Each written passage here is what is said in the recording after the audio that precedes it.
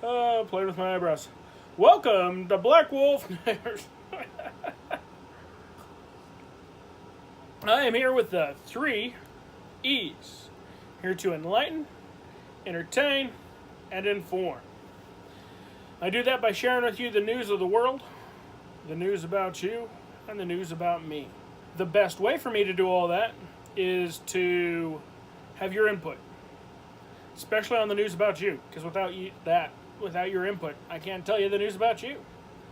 And the news about the world and myself is much more interesting if I have got your input. Got something to bounce off of. You got some ideas, you got some debate, you got some topics.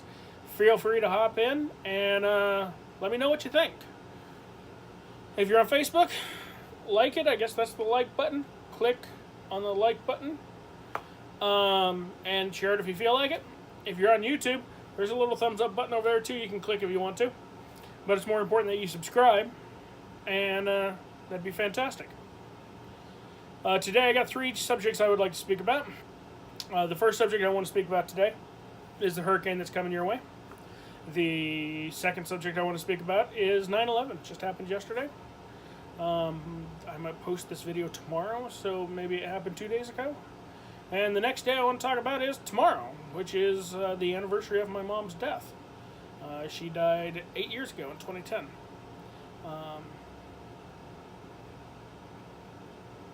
Yeah, when I start getting sentimental and things start getting in my feelings, I say things like, as I try to, circle around the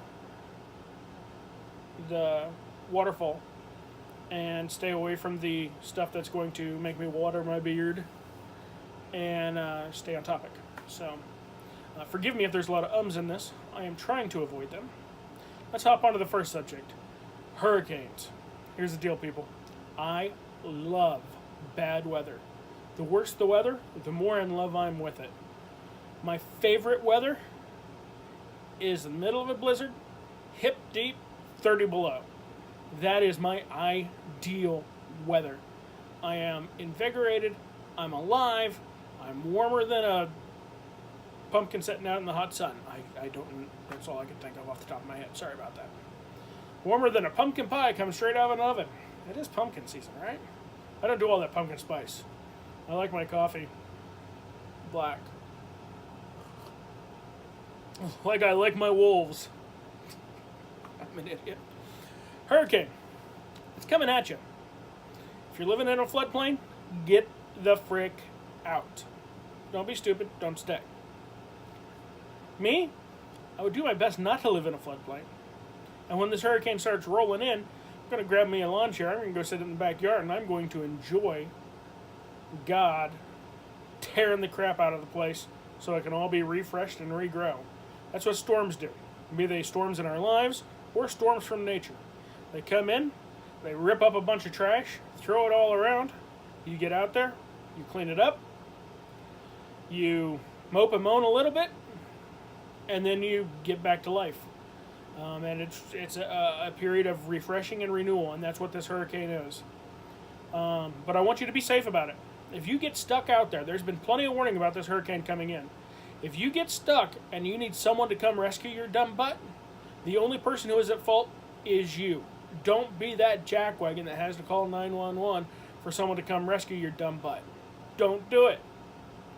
However, if you're like me and you enjoy storms, enjoy it. Make sure you're prepared for it. It's coming in. Fill your bathtub full of water so you've got fresh water. Get a bunch of bottled water.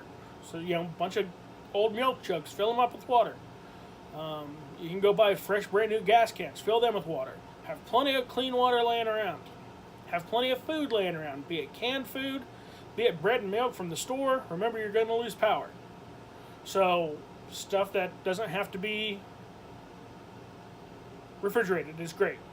Also, your refrigerator will stay really cold for a day or 2 if you don't open the stupid thing. So save the digging into the fridge for a couple of days later. Live on your crackers and your canned soup. Plenty of ways to heat up soup that doesn't take electricity. Be safe about it. Don't start fires in your house. Don't, they've got those little portable hot plates that run off of propane and stuff. Those will put a bunch of carbon dioxide out in your house and kill you if you leave them on for a long period of time without fresh air. Best if you can do that outside. If it's raining like cats and dogs, you can't run that outside. So maybe you wait until tomorrow to eat something hot. And you eat the peanut butter and jelly today. All right? Keep that in mind. If you don't know how to get away from a hurricane, call your, put it into Google. How do I escape from a hurricane? Otherwise, get a family, get friends to come pick you up. If your neighbor's packing out, hop in the boat with them. Throw them some cash. Say, take me to Louisiana. There's no weather over there. Do whatever you had to do to get out of there. As a last resort, call your local emergency services. Use the non-emergency number, however, and give them a call. All right? The next topic is 9/11. Some of you are too young to remember that. I am not. I was 23, 24, something like that. This is where the ums come in when I start thinking about stuff that messes with my emotions.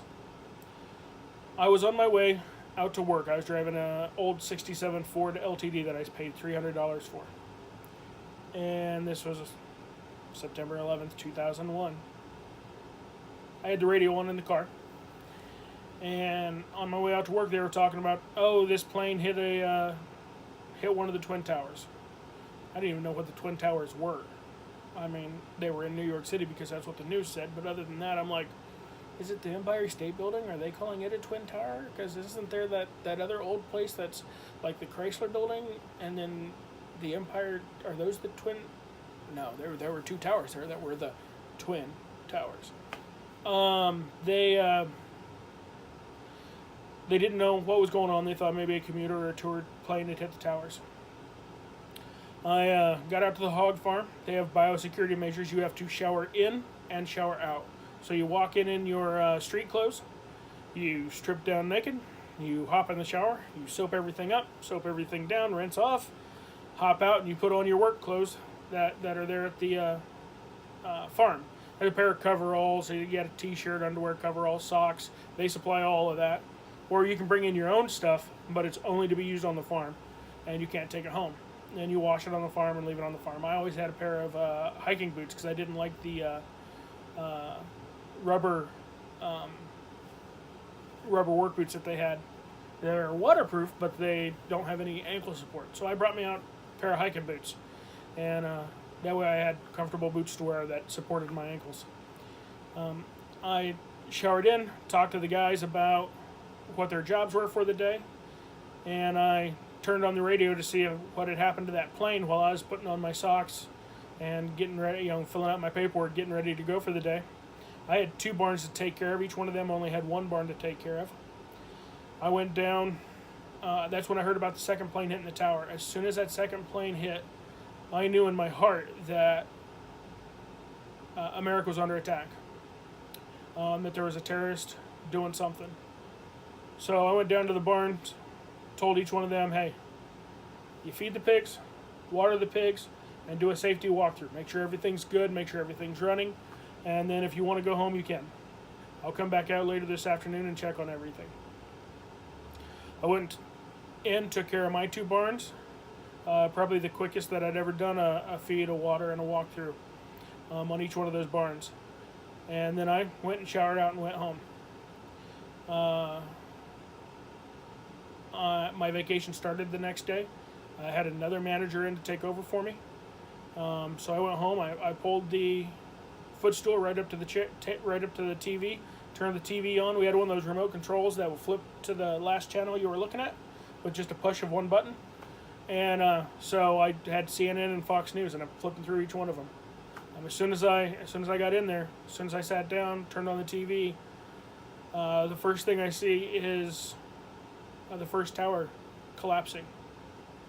And as it collapsed, my heart collapsed. All those people inside.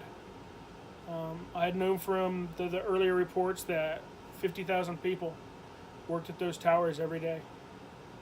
I'm living in Tyler, Texas right now. 50,000 people is half the size of this city, and this is a big city.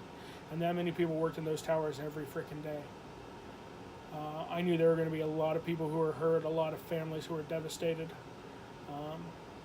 Had the plane from the Pentagon plane, the plane out in Pennsylvania, and I did a lot of praying that day.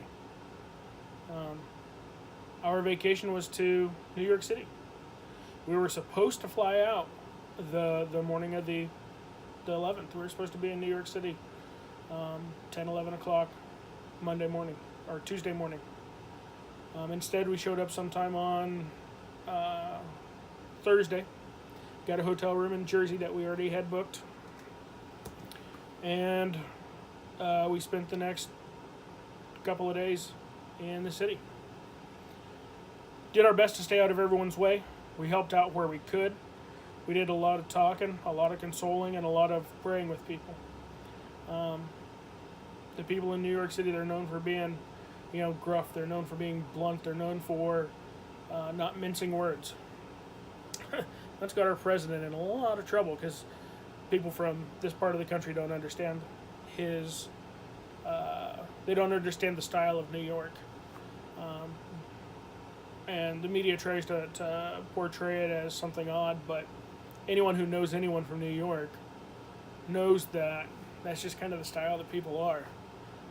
They're kind of jerks. But that day, there were no jerks. That day, no one was yelling, no one was screaming. They were all working and loving. They were all doing their best to be good for mankind. To me, that's what my mama taught me. She's an amazing woman. Was an amazing woman, is an amazing woman. She's alive in heaven. She taught me to respect people when I was growing up. That even the worst jerks around were still just people doing their best to get by, doing their best to raise their families, doing their best to do the best for their community. And even if they were assholes, for lack of a better word, they were still, at their heart, people. And so that's what, if I was to wrap up today's summary all in one thing, remember that. Remember who these people are. They're your neighbors, they're your friends, they're your family. And even if they're being big fat jerks, they're still your neighbors, your friends, and your family. They're still doing their best to get along in this world that's difficult and hard and a pain in the butt with these constant storms raging through. So, maybe the way to make these jerks simmer down a little bit is to just love on them a little bit. Don't call them jerks. Don't be a jerk, and don't call them jerks. I think that'll get us a lot farther in politics, in life. My mom taught me love. 1 Corinthians 13, 4 through 8a. I'm not going to say it right now, but it ends with the last phrase on there is, and most importantly, love never fails. It doesn't. Love succeeds every single time. And if you want to know how to love someone properly, look at that scripture. It's a fantastic piece of advice. I'll put it down in the comments. I have it wrote up in a version that I approve of.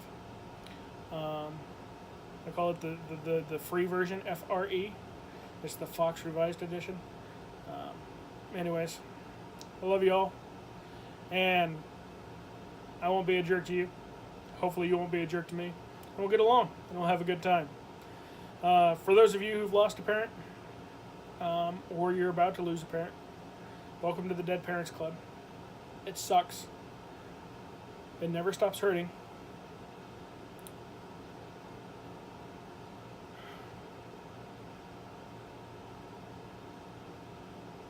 But it does get more bearable.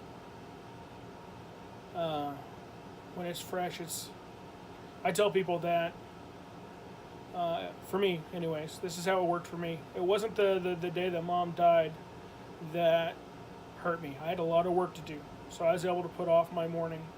I got in some really good crying those couple of nights, like just blubber, snot, and tears everywhere.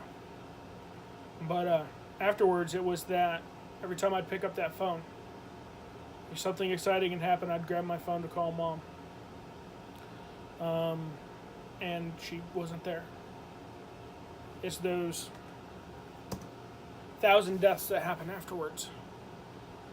And I'm crossing my arms now. I'm trying to rein those emotions back in, trying not to be vulnerable. Anyways, it's 1,000 times that they die after the day that they die.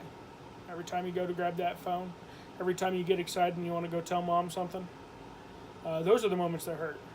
And for me, it's 8 years later. And when those moments happen, it hurts just like it was today. They don't happen as frequently, but they still happen. I told you about the foreclosure last week. Wanted to call Mom. Hey, Mom, this is going on in my life. It's a big deal. I'll be fine. Don't worry about me. But you just want to talk to someone who cares about you unconditionally. Generally, those are your parents and your grandparents. I think it should be, of all the things that the government should make illegal, I think they should make it illegal for grandmas to die. Oh, I miss my grandma and my mom. I love you guys, and I'll talk to you later.